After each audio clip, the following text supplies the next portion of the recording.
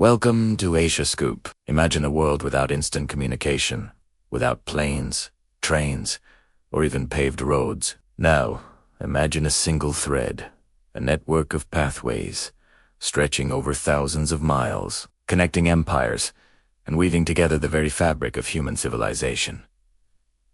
This wasn't just a road, it was the world's first global network. For centuries, it was the most important route on Earth, and it wasn't just for silk. So, what exactly was the Silk Road? Well, the first thing to clear up is that it wasn't a single road. Think of it more like a complex web of interconnected trade routes, a bit like the internet of the ancient world. It stretched from the heart of China all the way across the vast landscapes of Central Asia, through the Middle East, and finally knocking on the doors of Europe.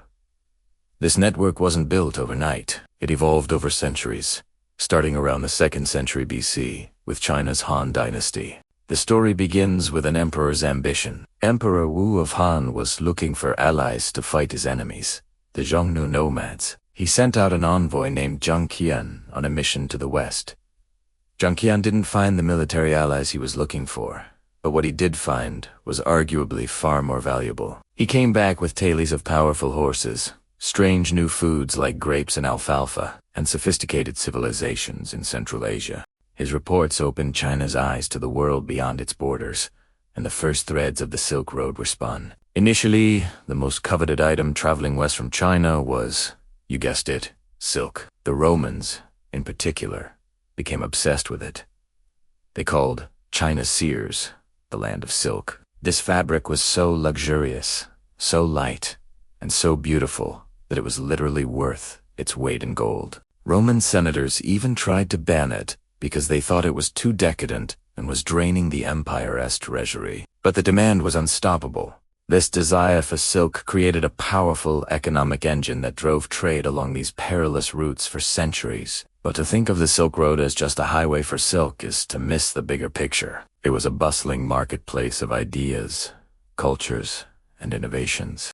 As caravans of camels and merchants journeyed from east to west, they carried more than just goods. From the east came not only silk, but also porcelain, tea, paper, and gunpowder, inventions that would fundamentally change the course of world history. Paper, for example, revolutionized communication and record-keeping wherever it went. Traveling in the opposite direction, from west to east, came a whole different array of treasures.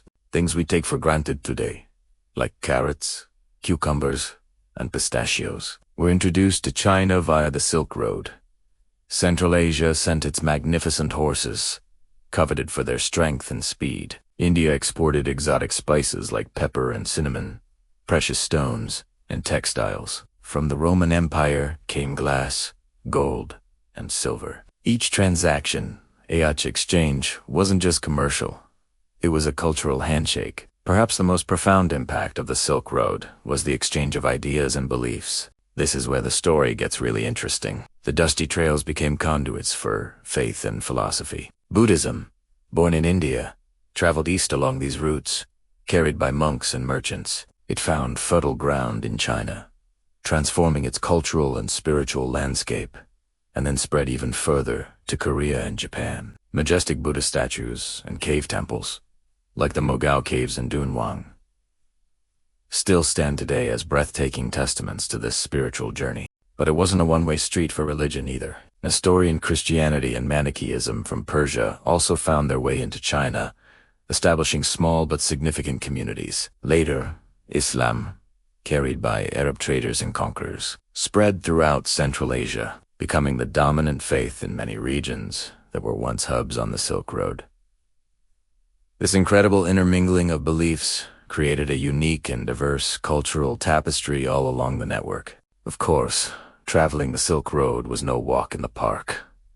It was an incredibly dangerous and arduous journey. Merchants had to band together in large caravans for protection. They faced brutal deserts, like the Taklamakan, which locals called the Sea of Death, for good reason. They had to navigate treacherous mountain passes, endure extreme weather, and constantly be on guard against bandits who lurked in the shadows, waiting to pounce on valuable cargo. Many didn't make it. The journey could take months, even years. The skeletons of animals, and sadly, People often marked the trails. Yet, the potential for immense profit and the spirit of adventure kept the caravans moving. To manage this trade, bustling oasis cities sprang up along the routes. Places like Samarkand, Bukhara, and Kashgar became legendary centers of commerce and culture. Imagine walking through the markets of Samarkand at its peak.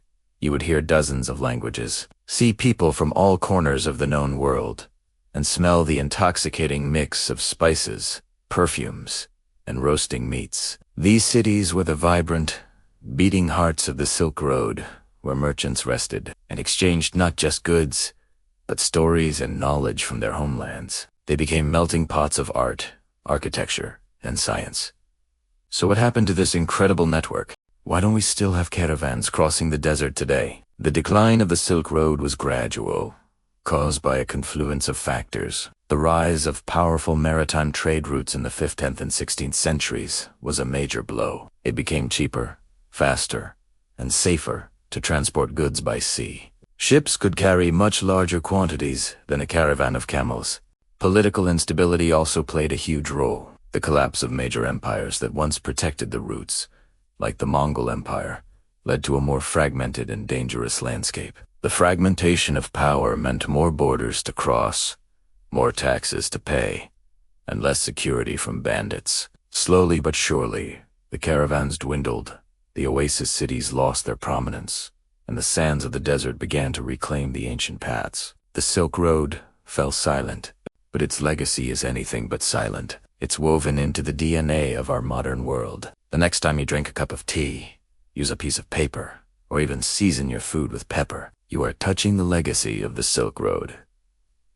It taught us that connection, not isolation, is what drives human progress. It was the first great experiment in globalization, demonstrating how the exchange of goods and ideas can enrich everyone involved. It laid the groundwork for the interconnected world we live in today. In recent years, there has been a renewed interest in these ancient routes. The concept of a new Silk Road is now a major global initiative, aiming to once again connect Asia with Europe and Africa through massive infrastructure projects like railways and ports. It is a testament to the enduring power of that original idea, that connecting people and economies across vast distances creates prosperity and shared understanding. The Silk Road is more than just a chapter in a history book.